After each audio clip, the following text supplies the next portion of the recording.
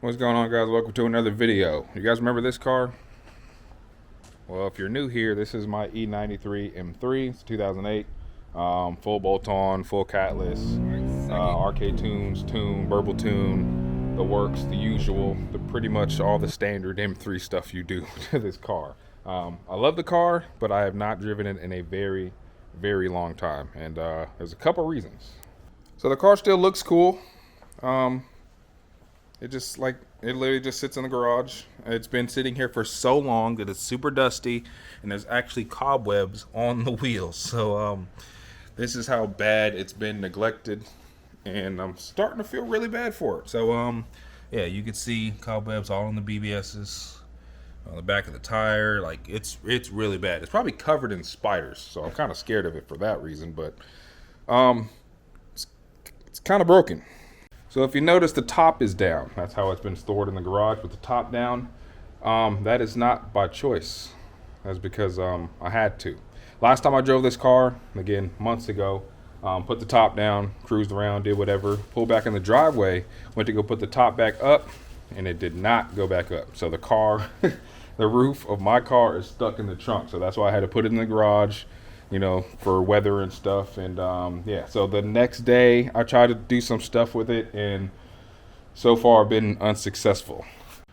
So as you can see here, I already took some stuff apart. All this stuff is inside of the trunk, so we can go inside the trunk and show you kind of what I did. I have not put my spoiler back on yet either after refinishing it. I don't even know where it's at. It's in the garage somewhere.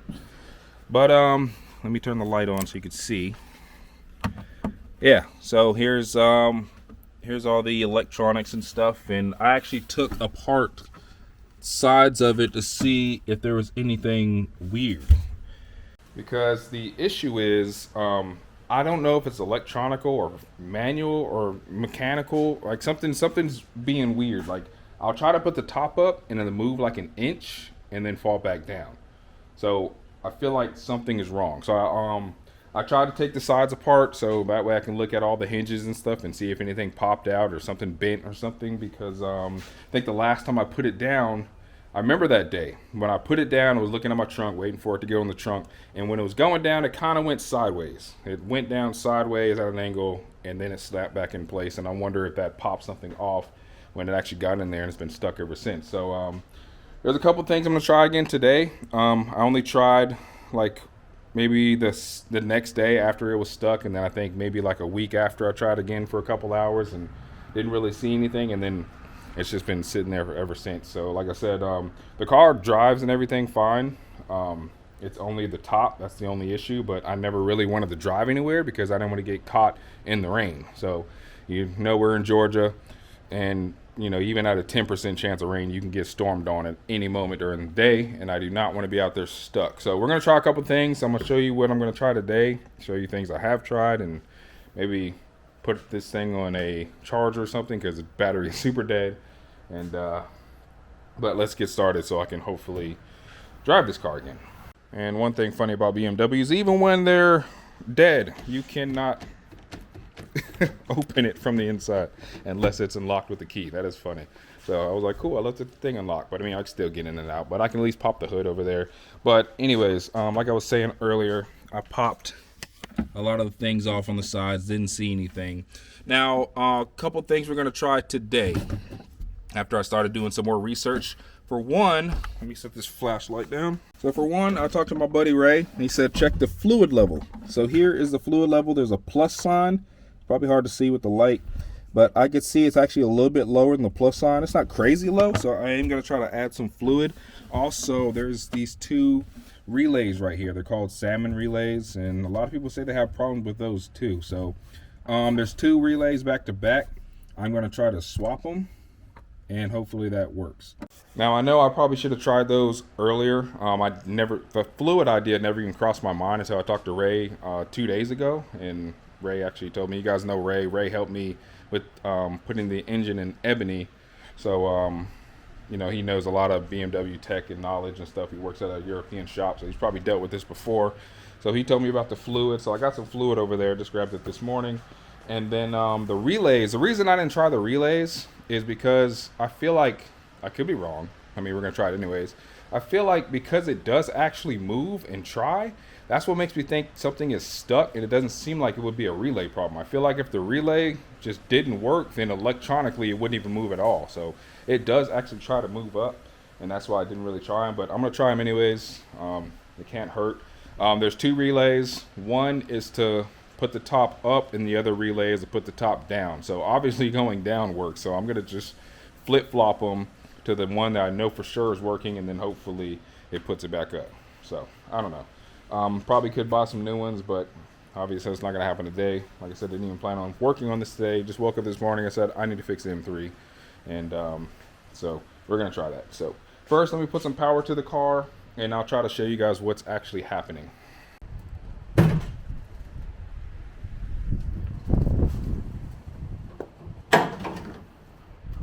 Oh, there's a spider in there.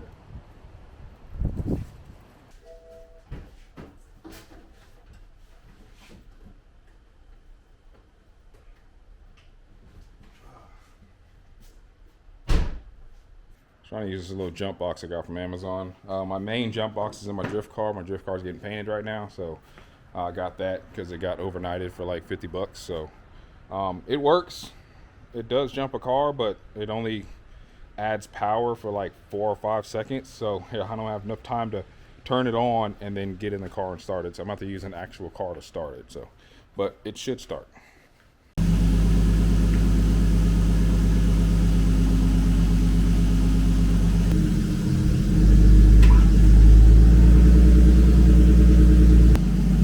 This thing is really dead, bro. Like super dead. Like it will not start right now. Not even trying. Thing's been charging for about 5 to 7 minutes already, and it's just still not going. So I'm gonna let it charge for like solid like 20 minutes maybe, and then maybe it'll start. So I have to rely on my E36 cooling system to not start running hot in the next 20 minutes. So that's scary. All right, I ain't like my chances, so I put the E90 to 325. Regular dog is gonna charge up big dog. That's regular basic E90 is top of the line. That's your daddy, boy. Charge your daddy up. And then E36 just sit on the curb now, so I have some driveway space for the moment.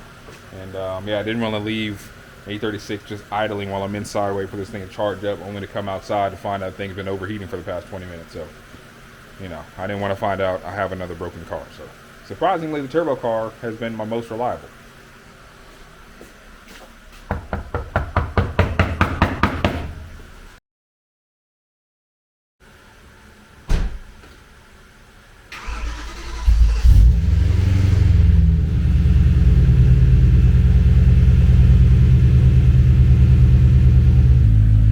Finally, about 30 minutes later, the thing finally starts. So I'm just gonna let this thing idle for a little bit. This thing has not been started in a very long time, obviously, and it's very loud in here. Very bassy, real bassy car. So Gentani race exhaust.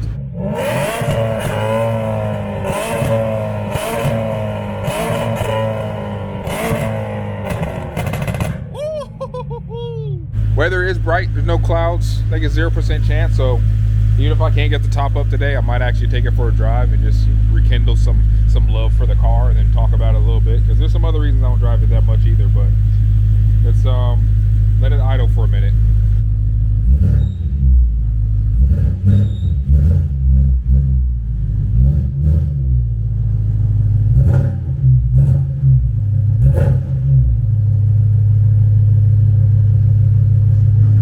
This thing sounds crazy. Forgot. I think this is my loudest car. I'm pretty sure. E36 is pretty loud too, because that car's straight pipe, just turbo back. But yeah, this is, damn, this thing's loud. Deep, aggressive. All right, so let's go over the issue. This will lift back like it's gonna put the top up, and then, the top actually doesn't move out of there, so that's where it gets stuck. So let's go ahead and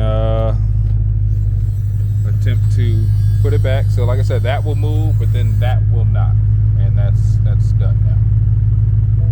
And that's as far as I get. It's so annoying. So let me close it back. Like I said, in getting in there there. It's such a pain in the ass. Like, you get that little spot and then whatever you can get out of the trunk. So let me pop the trunk. And that's it. That's my little working pocket. So again, we're gonna try to put some fluid in there. I think this is the drain plug, or I think that's where you put it in there, and then again you got the relay. So I'm gonna do the relays first because that is easier. So I'm gonna try to pop these off. I don't know if it has a harness or something I can actually take it and move it, but I'm gonna try to move the harness. Well, I can just grab the relays. That's actually not that hard. So there's one relay.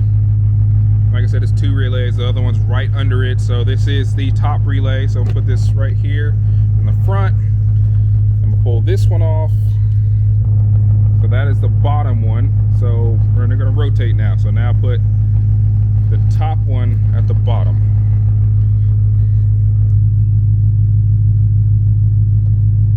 If it is the relay, then this should please work. I'm gonna laugh if it works. No, it didn't work. I didn't think it would work. All right.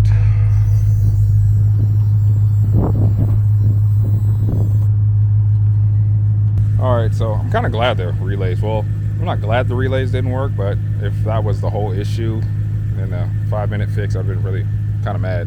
But anyways, so now I'm gonna try to add some fluid in there because, like I said, the fluid is a little bit low. I don't know if it just reached that point to where it just like slowly leaks a little bit here and there, and then eventually gets to the point where it doesn't work anymore. So I'm gonna try to put this fluid in there.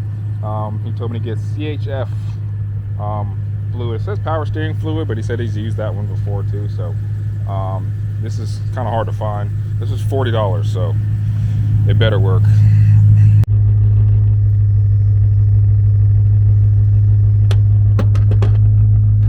By the way, sorry I have to do this with a very loud car running, but if I turn it off, I'm probably gonna die. So I needed to run so I can put the top back on and off. If the battery's charged up, I do have comfort access. I could do it with the key, but I don't think the battery's charged up enough for that. So I have to keep it running. So anyways, I gotta put the fluid in there. The only thing I can think of a way to put the fluid in there, since it's a little knob, is I got this thing that gets my daughter's boogers out, and I'm gonna take some out of the can and put it in. It might take a while because this is only a little bit at a time, but we'll see.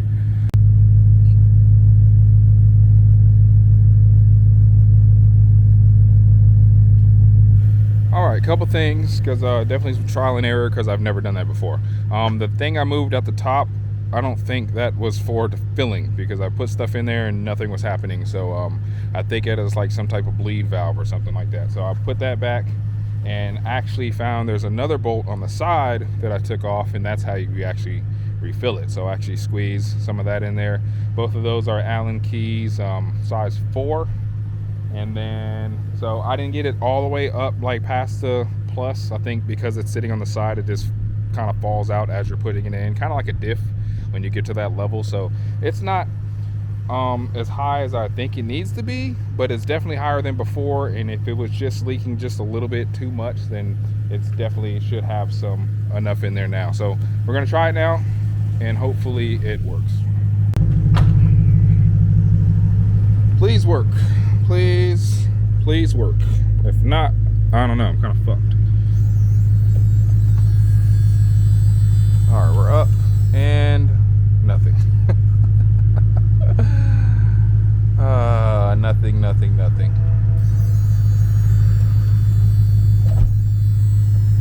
Something's wrong. Something really wrong. So I'm out of ideas. Also, like I don't think I mentioned it earlier in this video. I did try to manually put it up. I know there's a way to manually put it up.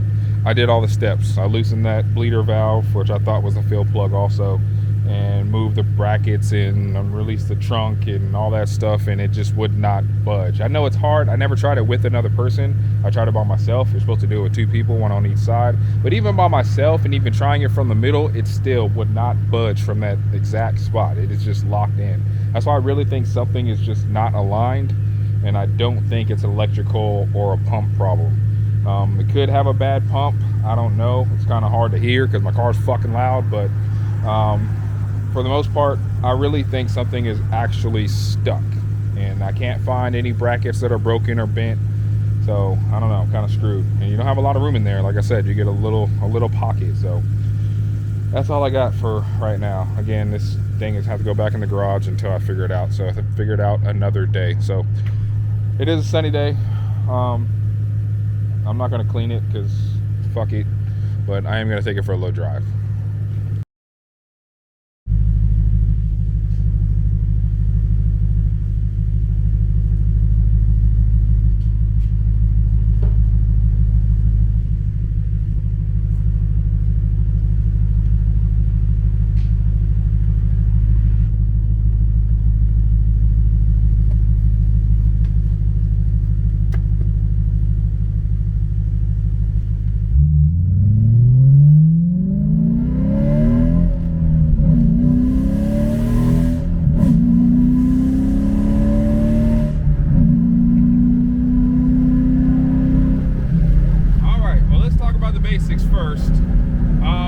I do love this car. I really do love this car. Like it was my dream car, and I couldn't believe I actually got one, and I was just been in love with the car ever since. So I do love the car. I still love the car, but I always got a 6-speed. I forgot.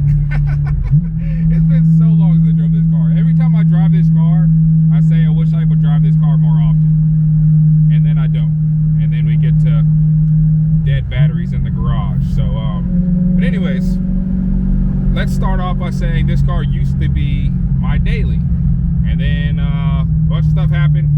Gas prices rose significantly, and it costs way too much to drive this car to work every day. So that's when I started driving the E90, because this thing gets like 13 miles a gallon. E90 gets about 26, 27, and this is just a way better option when it comes to daily. The E90 was a way better option when it comes to daily driving. So I stopped driving it every day simply because of that. And then when I started this channel, you guys know I used to drive this car a lot. I was working on Ebony, the Turbo E36. Turbo E36 is now complete. Also, I have a drift car that's actually off getting painted right now. And then I have another convertible right now that needs some work that I'm gonna start on very, very soon. And yeah, so basically with the combination of those cars, I no longer needed this one. And I think that's why I stopped driving it, because if you look at a situation like, if I need a car I need to drive to work to, I didn't use this car. Traction control off, I haven't done this in a while. I wouldn't drive this car.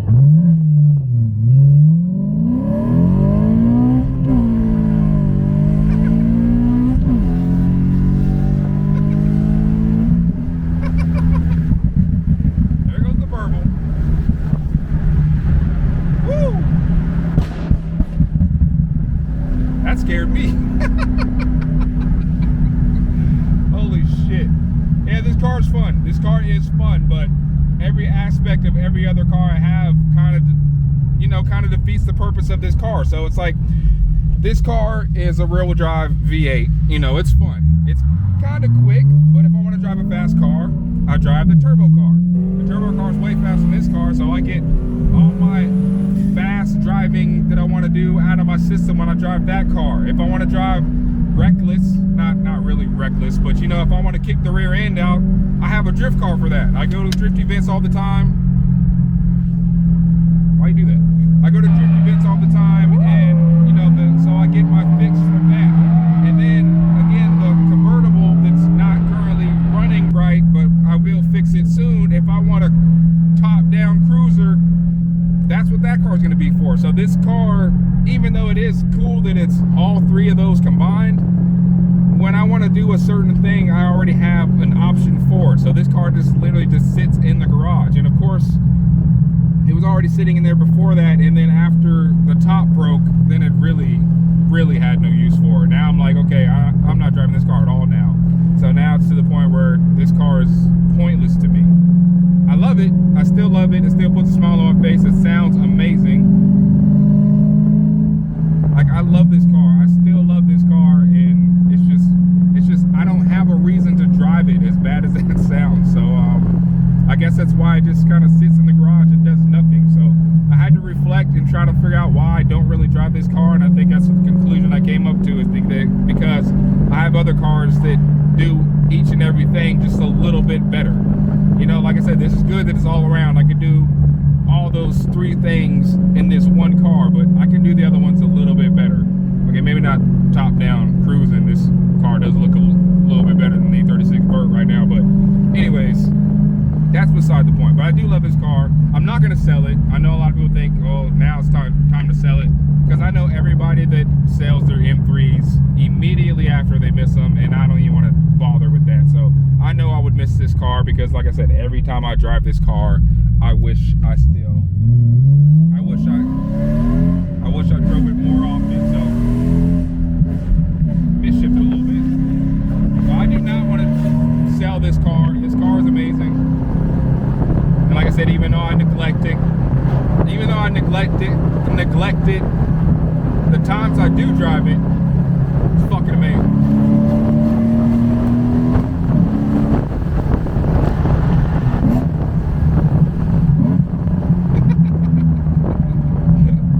This car is amazing, dude.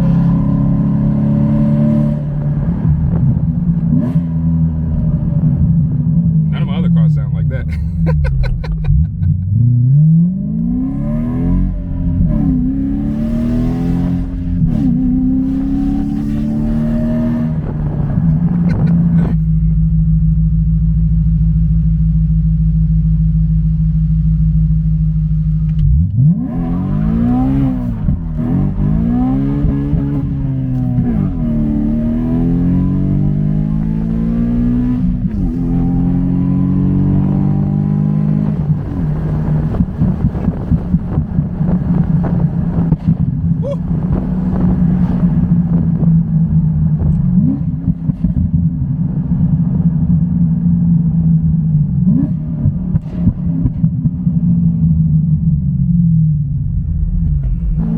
So that's gonna do it for this video. I am gonna try something else. I'll try it off camera, and if I fix it, I'll just make another update video.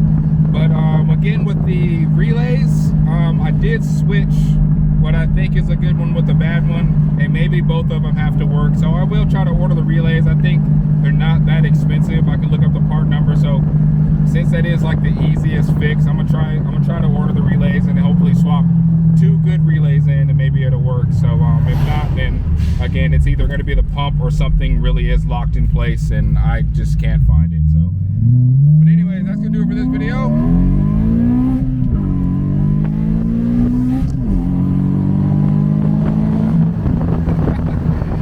And thanks for watching. Deuces. I will see you in the next one.